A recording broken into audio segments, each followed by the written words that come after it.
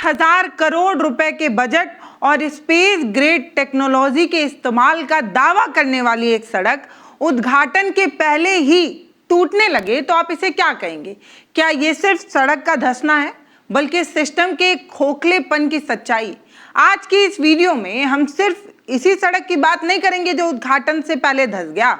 सड़कों की तो बहुत बात होगी, कई मेगा प्रोजेक्ट, कई पावर प्रोजेक्ट की बात होगी, तो तसल्ली से पूरा वीडियो देखिएगा। लेकिन उससे पहले बात होगा विकास का।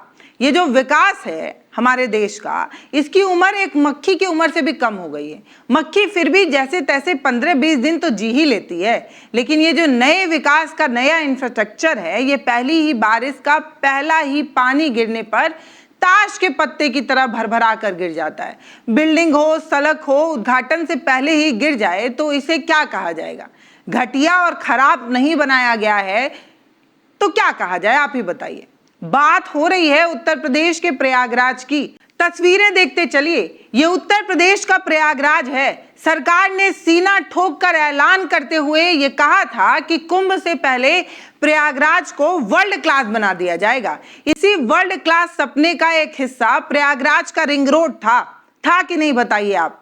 तैयारी तो ऐसी थी कि मंत्री जी आएंगे, फूल माला पहनेंगे, कैमरे के सामने स्माइल करेंगे और कैंची से लाल वाला फीता काटेंगे। लेकिन जब तक मंत्री जी आते, मंत्री जी के आने से पहले इंद्रदेव जी आ गए। हुआ यूं कि प्रयागराज में बारिश हो गई। कोई सुनामी नहीं आई, कोई बादल नहीं फटा, कोई भूकंप वगैरह नहीं आया। मामूली सी सामान्य सी बारिश हो गई, पानी गिर गया। अब सहसों के पास बररिया गांव का वो रिंग रोड का नहर पुलिया जो है वो गिर जाता है, भरभरा कर गिर जाता है। सड़कें कई जगह पर क्रैक हो जाती हैं और धंस जाती हैं। अब यहीं से सवाल बार बार उठने लगा कि सोचिए, हजारों करोड़ रुपए का बजट और NHAI जैसे भारी भरकम सरकारी संस्था का प्रोजेक्ट, बड़े बड़े इंजीनियरों की एक फौज, और नतीजा क्या है? नतीजा ये है कि एक मामूली सी बारिश नहीं झेल पा रहा है। अब कहा जा रहा है कि मरम्मत का काम शुरू हो गया है। अरे भाई, जो चीज अभी बनी ही नहीं, जिसका अभी उद्घाटन ही नहीं हो पाया, उसकी कैसी मरम्मत? कौन सी मरम्मत? ये तो वही बात हो गई कि अभी लड़का पैदा हुआ और उसके बुढ़ापे का इलाज शुरू किया जा रहा है। मतलब ये क्या मजाक चल रहा है? अभी उसका हैप्पी बर्थडे आपने मनाया नहीं और आप उस पर मरम्मत कर रहे हैं। इस पुलिया के गिरने के बाद इलाके के लोगों के बीच में दहशत है। वो सोच रहे हैं कि जब बिना किसी ट्रैफिक के सिर्फ बारिश से ये सड़क इस तरीके से फट सकती है, तो सोचिए कि इस सड़क पर अगर कोई ट्रक या भारी भरकम बस वगैरह गुजर जाए, सामान लादे कोई ट्रक गुजर जाए तो क्या होगा? डर स्वाभाविक है, होना भी चाहिए।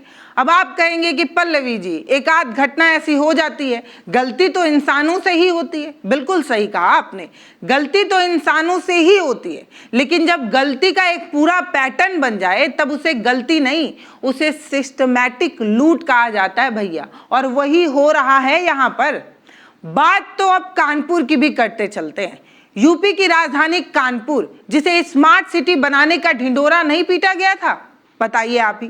कानपुर में महज 12 घंटे की बारिश होती है और झरझा मऊ के VIP रोड पर इस तरीके की घटना हो जाती है। देखिए आप, 18 फीट गहरा गड्ढा हो गया है। ये तो गलीमत है कि उस समय वहां से कोई गाड़ी नहीं गुजर रही थी। ये वही हाई फाई सड़क है, ये वही VIP रोड है जिससे सैकड़ों गाड़ियां रोज गुजरती हैं। जब सड़क फटी तो नीचे से पानी बहने लगा। लोग व्यंग कर रहे हैं कि कानपुर में वाटरफॉल देखने को मिल रहा है। पैसा बचा दिया सरकार ने, बाहर नहीं जाना पड़ा, यहीं पर मिल गया। ये लोग वहां खड़े होकर इस नज़ारे को देख रहे थे, झरने का लुत्फ उठा रहे थे।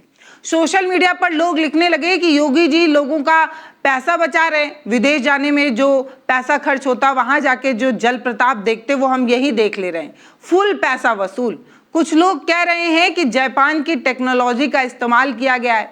कुछ लोग यूपी को क्यूटो बता रहे हैं। इस तरीके की चीज हो रही है। आपको याद दिला दूं तो इसी सड़क पर 10 जुलाई को भी एक 60 फीट गहरा गड्ढा हुआ था। यानी प्रशासन ने पिछली बार जो गड्ढा हुआ था उस पर सिर्फ लीपा पोती की थी। परमानेंट इलाज नहीं किया था, जिसकी वजह से आज फिर से इस तरीके की तस्वीर देखने को मिली। अब एक और तस्वीर देखते चलिए। दिल्ली जयपुर हाईवे पर मौजूद है गुरुग्राम। इसे सबसे पॉश इलाका बताया जाता है। यहाँ बड़ी बड़ी बिल्डिंगें हैं, खूबसूरत इमारतें हैं। इसी के ईफो चौक के पास सर्विस रोड पर एक बहुत बड़ा हिस्सा जो है वो अचानक से धंस जाता है। कोई छोटा मोटा गड्ढा नहीं होता है, पूरा 25 फीट चौड़ा और 10 से 15 फीट गहरा एक विशाल काय होल बन जाता है, गड्ढा बन जाता है। सोचिए आप, अगर इस समय यहां से कोई गाड़ी गई होती, गुजर रही होती, तो उसका क्या हाल होता। अचानक से सड़क खाई में गिर जाता है। सीधे पाताल लोक के दर्शन हो गए होते अगर वहां पर कोई गाड़ी होती तो। गलीमत यही रही कि उस समय जब सड़क धसी उस वक्त कोई गाड़ी वहां से गुजर नहीं रही थी। जांच में पता चला कि सीवर पाइप फट गई थी और पाइप फटने की वजह से नीचे का जो मिट्टी था वो बहुत तेजी से आगे बढ़ गया, मिट्टी कमजोर हो गई। अधिकारियों ने इस नाकामी को ठीक करने के बजाय इसे छिपाने का नायाब तरीका निकाला। उन्होंने विशालकाय गड्ढे के चारों तरफ हरे रंग का पर्दा टांग दिया। मतलब बीमारी का इलाज नहीं किया जा रहा है, उसको मेकअप करके ठीक किया जा रहा है। मतलब ये क्या मजाक है। देखते ही देखते वो पर्दा भी इसी गड्ढे में समा जाता है।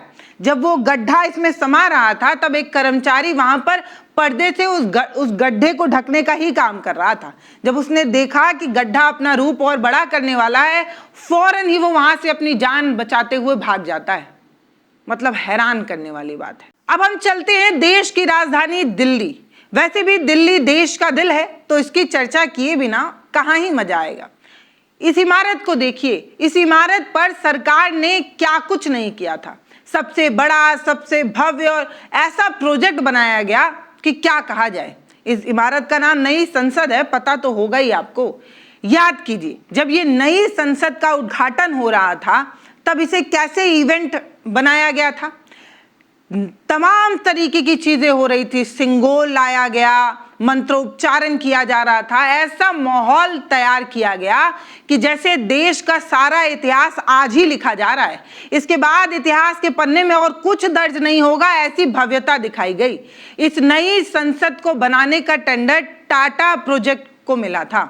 शुरुआत में यह बजट बताया गया कि 862 करोड़ रुपए का है, लेकिन फिर कहा गया कि भूकंप से बचने का इंतजाम होना चाहिए। नए ऑडियो वीडियो सिस्टम और जीएसटी बढ़ाने के कारण तमाम तरीके की बात करते हुए लागत बढ़ाई गई।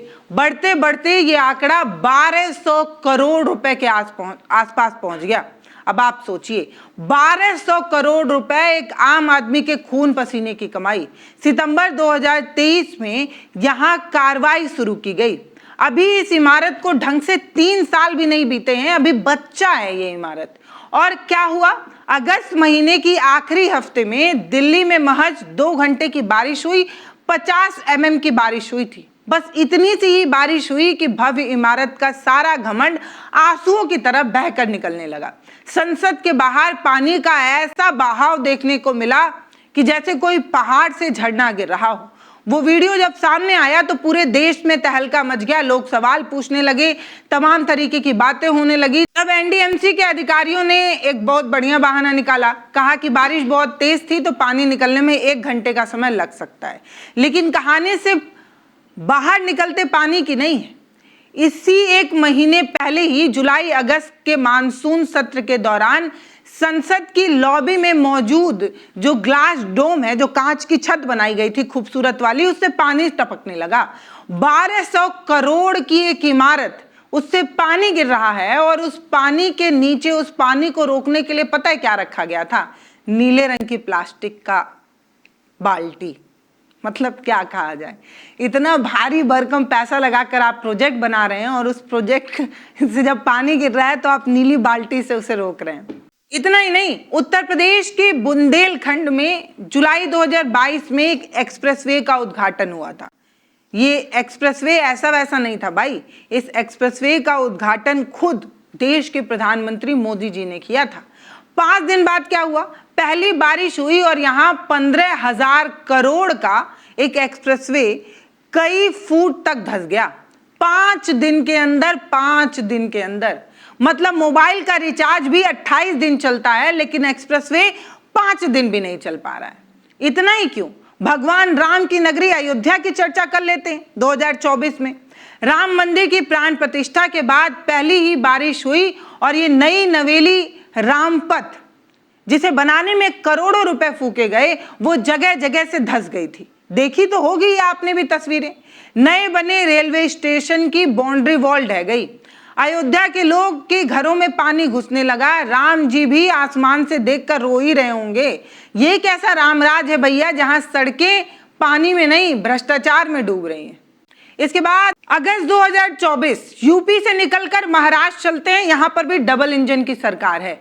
सिंधु दुर्गा के छत्रपति शिवाजी महाराज की 35 फुट की ऊंची भव्य मूर्ति उद्घाटन दिसंबर 2023 में प्रधानमंत्री मोदी जी द्वारा किया गया और 8 महीने के बाद मूर्ति ताश के पत्ते की तरह ढह गई। तर्क दिया गया कि हवा बहुत तेज चल रही थी, तो हवा को रोक दिया जाए क्या?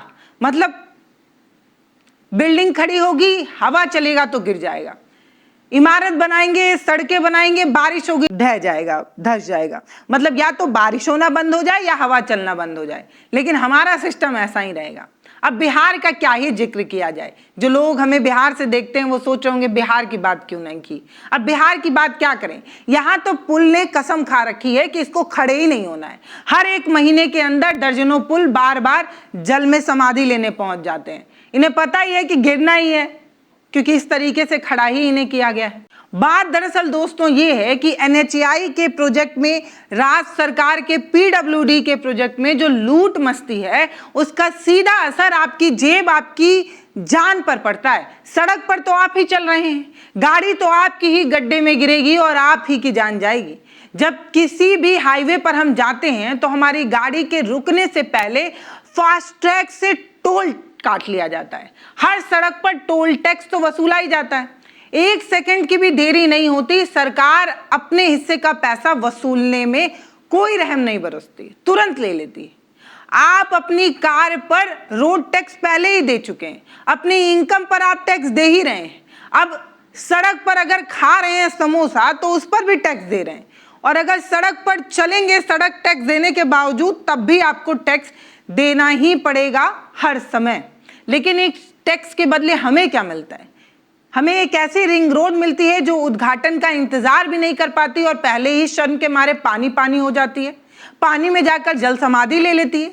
क्या किसी बड़े अधिकारी को सस्पेंड किया जाता है क्या इस तरीके की घटना के बाद? उस ठेकेदार को ब्लैकलिस्ट किया जाता है जिसने इस तरीके की इमारत बनाई, इस तरीके की सड़क बनाई, जिसने प्रयागराज में एक घटिया काम किया, उसे ढूंढा आपने? जवाब आपको पता ही होगा, नहीं। कुछ दिन फाइलें घूमती हैं, एक जांच कमेटी बनती है, फिर क्लीन चिट कमेटी ये कहती है, कमेटी बार बार ये कहती है मिट्टी ही खराब थी, हवा तेज चल रही थी, बारिश जो है वो तेज आ गई थी। इस तरीके की चीजें दी जाती हैं और ठेकेदार को बचा लिया जाता है। हर बार यही तो होता है।